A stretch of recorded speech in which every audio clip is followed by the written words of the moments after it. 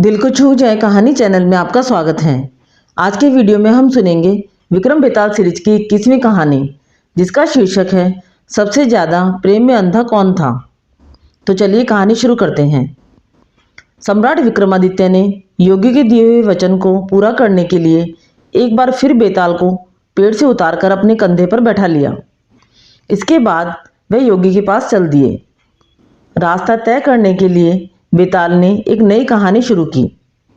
बेताल बोला, बहुत समय पहले की बात है।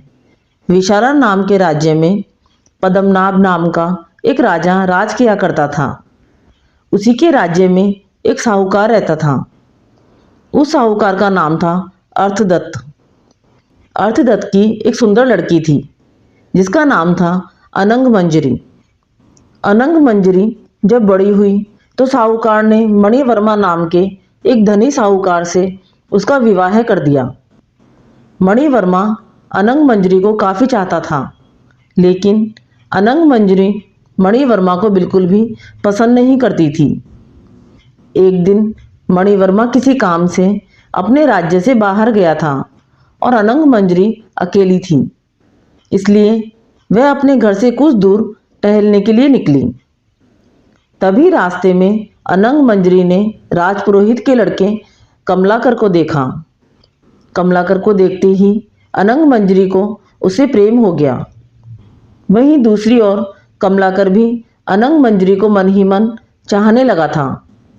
अनंग मंजरी बिना देर किए महल के बाग में जाती है और चंडी देवी को प्रणाम करती है। अनंग मंजरी चंडी देवी से हाथ जोड़कर प्रार्थना करती है, हे माता, अगर मैं इस जन्म में कमलाकर को नहीं पा सकी तो अगले जन्म में मैं उनकी ही पत्नी बनूं। इतना कहते हुए अनंग मंजरी ने अपना दुपट्टा खींचा और पेड़ पर दुपट्टे से फांसी लगाने की तैयारी करने लगी। तभी राज्य की दासी और अनंग मंजरी की सहेली वहां आ गई।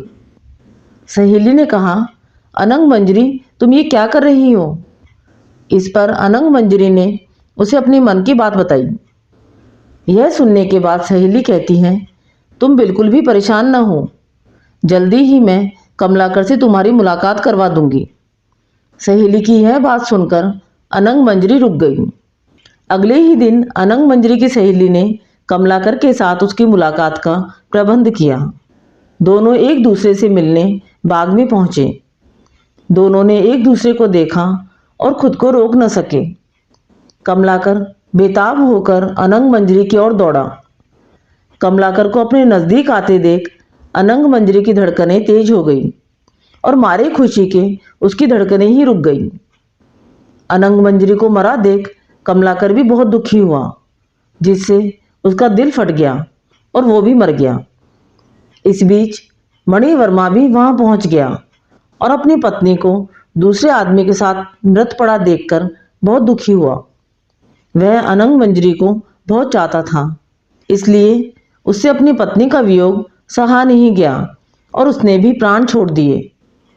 यह सब देख चंडी देवी स्वयं वहां प्रकट हुई और सबको दोबारा जीवित कर दिया। इतना कहकर बेताल बोला, बता विक्रम, इन तीनों में सबसे ज्यादा प्रेम में अंधा कौन था?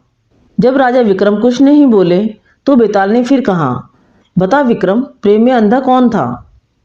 बेताल के बार बार पूछने पर राजा विक्रमादित्य ने कहा, सुनो बेताल, सबसे ज्यादा प्रेम में अंधा था मणिवर्मा।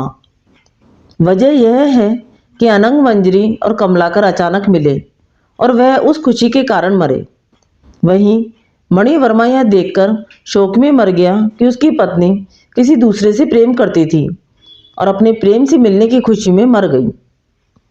यह सुनते ही बेताल बोला, हाँ राजन, तुमने बिल्कुल सही जवाब दिया, लेकिन तू बोला तो मैं चला। इतना कहकर बेताल एक बार फिर विक्रमादित्य के कंधे से उड़कर पेड़ पर जाकर लटक जाता है। और इसी के साथ प्रेम में अंधा कौन विक्रम बेताल की कहानी समाप्त होती है। इस कहानी से हमें ये सीख मिलती है कि किसी भी चीज़ की अति नुकसानदायक हो सकती है, इसलिए इंसान को हमेशा अपनी भावनाओं पर नियंत्रण रखना चाहिए। विक्रम बेताल सीरीज की ये कहानी आपको अच्छी लगी तो कहानी को लाइक व शेयर करें। चैनल पर नए हैं तो चैनल को सब्सक्राइब करें। विक्रम बेताल सीरीज की 22वीं कहानी हम सुनेंगे अगली वीडियो में। धन्यवाद।